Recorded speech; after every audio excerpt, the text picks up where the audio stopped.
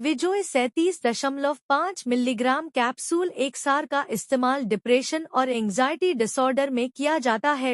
यह मस्तिष्क में एंग्जाइटी के लक्षणों जैसे कि चिड़चिड़ापन, बेचैनी, एकाग्रता में कमी, थकान, पसीना आना, हृदय गति बढ़ना और अवांछित विचार आना या दिमाग में बातें घूमते रहना, इन बीमारियों में बदलाव करता है। विजोय कैप्सूल एकसार मुख्य इस्तेमाल: डिप्रेशन, एंग्जाइटी डिसऑर्डर, न्यूरोपैथिक दर्द, फाइब्रोमाइल्जिया।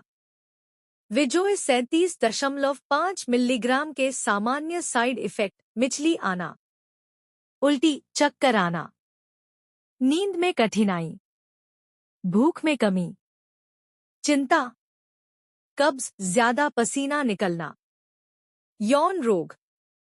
वीडियो अच्छा लगा हो तो चैनल को सब्सक्राइब और बेल आइकन को जरूर दबाएं। धन्यवाद।